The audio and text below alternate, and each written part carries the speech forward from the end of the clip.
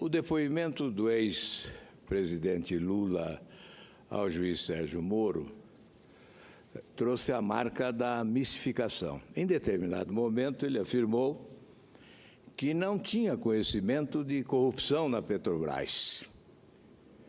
Ocorre que em 2009 instalou-se uma CPI da Petrobras no Senado Federal. E o ex-presidente, ele próprio, realizou verdadeira operação de guerra para impedir a instalação daquela CPI. E depois de instalada, a dominou completamente. Indicou presidente, relator. A sua composição foi realizada a caráter. Os requerimentos não eram aprovados, quebra de sigilo bancário, fiscal ou telefônico, nem pensar. O presidente reuniu líderes no Palácio do Planalto para articular o que se chamou de abafa-CPI, impedindo-a de investigar. Portanto, o presidente tinha razões a seu juízo para impedir o funcionamento daquela CPI. Mas isso não nos impediu de levarmos ao Procurador-Geral da República, em 2009, 18 representações, com os principais itens da corrupção na Petrobras, desde Abreu e Lima, Getúlio Vargas, plataformas, compra de navios, etc. Os escândalos de corrupção hoje revelados, a Operação Lava Jato desvendando os mistérios da corrupção na Petrobras, traz de volta aquelas denúncias de 2009. Partear com respeito, Vossa Excelência tem uma parte. Estou aparteando e com muito respeito, senador, e quero lhe dizer, senador, que tudo que o senhor fez aqui, desde que iniciou sua fala, foi um juízo de valores. O senhor começou julgando o presidente Lula, fazendo ilações sobre uma matéria que disse, que alguém disse, que outro disse. Não tem nenhuma prova no material que o senhor leu. E por diversas vezes o senhor se dirige a esse plenário, a essa tribuna, para fazer denúncias que não têm provas concretas. O senhor está lidando com a vida e com a honra das pessoas. Eu peço ao senhor que tenha maior responsabilidade nisso e o faço com muito respeito. Senhor presidente, realmente pare de ter o juízo de valores. Eu quero agradecer os ensinamentos sábios da senadora Gleisi. Ela vem ao Senado para aconselhar os seus colegas senadores. Eu quero dizer que dispenso os seus conselhos.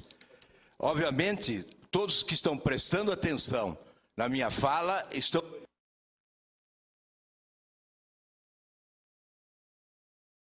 verificando que estou tendo o cuidado de repetir até que não estou fazendo juízo de valor. Agora, para ela eu faço juízo de valor, é um problema dela. Não faço juízo de valor, apenas relato um fato que é público, que é notório e que é da responsabilidade das autoridades públicas desse país e que não pode ser ignorado não só pela oposição, não pode ser ignorado pela instituição Senado Federal. Imaginem os senhores se o governo tivesse adotado providências diante daquelas denúncias. Se evitaria o aprofundamento deste assalto que se praticou contra a Petrobras. Não há como se afirmar hoje que não se conhecia a existência de desmandos, de desvios, de corrupção na Petrobras. As denúncias foram não apenas apresentadas no discurso parlamentar, elas foram oficialmente protocoladas na forma de representação na Procuradoria-Geral da República, para que inquéritos pudessem ser instaurados. E o Procurador-Geral da República, à época, Roberto Gurgel, transferiu ao Rio de Janeiro, quando se tratava de fato ocorrido lá, a Pernambuco, Recife, quando se tratava da usina Abreu e Lima, a Curitiba, quando se tratava da Getúlio Vargas. Houve transferência, portanto, dos inquéritos. Depois, no dia 22 de dezembro de 2012, protocolei pessoalmente, às vésperas do Natal, dia 22 de dezembro de 2012, protocolei representação denunciando a negociata de Pasadena, no Texas. E no fevereiro de 2013, o inquérito foi instaurado. Portanto, não há como se afirmar que o presidente da República não sabia da existência de corrupção na Petrobras. Ele foi mais do que informado. O que fica patente é que, além de saber, além de ser cúmplice, foi um artífice exponencial desse escândalo de corrupção na Petrobras. Faço referência também a essa operação da Polícia Federal envolvendo o BNDES e JBS. Desde quando as denúncias ocupam espaços na mídia brasileira relativamente ao BNDES?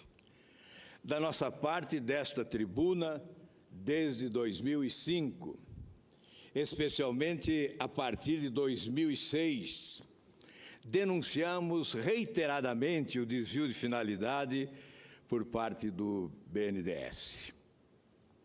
Afirmávamos, inclusive, que seria melhor o governo retirar o S ao final da sigla, já que o BNDES deixava de ser um banco social há muito tempo.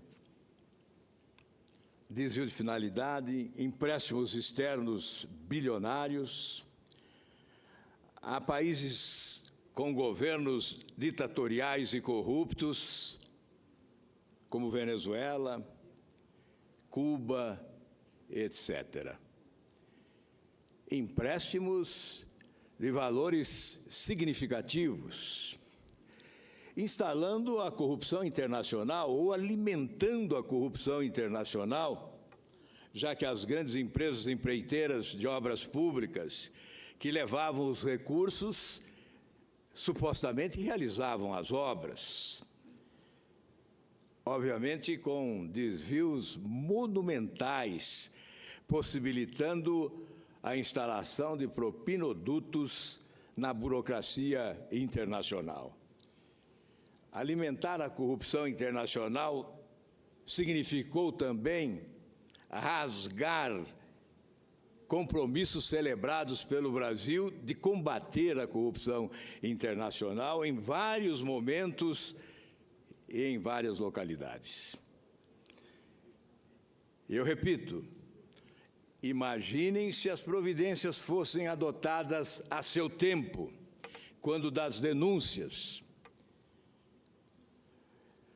Nós chegamos a recorrer à Lei de Acesso à Informação para indagar do governo sobre os chamados empréstimos secretos. De forma inusitada, o governo adotou a prática de carimbar determinados empréstimos com a tarja de secretos. Lembro-me especialmente de Cuba e Angola, 2 empréstimos secretos celebrados pelo governo brasileiro através do BNDES. Requeremos as informações. E o que ouvimos como resposta foi negativa. Não há possibilidade de informar porque esses empréstimos são secretos em respeito à legislação daqueles países. Tive a oportunidade de questionar Luciano Coutinho, então presidente do BNDES, na Comissão de Assuntos Econômicos do Senado Federal sobre este assunto. E ele respondeu exatamente isso. Esses empréstimos são secretos em respeito à legislação daqueles países. E eu disse a ele, Nosso governo prefere respeitar a legislação daqueles países a respeitar a nossa legislação, porque a Constituição do Brasil estabelece que os atos da administração pública devem ser publicizados. E nós verificamos que não há paralelo em outra nação civilizada. Os Estados Unidos, por exemplo, abrigam bancos públicos que celebram empréstimos internacionalmente. BID, o chamado Banco Mundial. E não há notícia de que essas instituições financeiras celebrem empréstimos secretos com qualquer nação.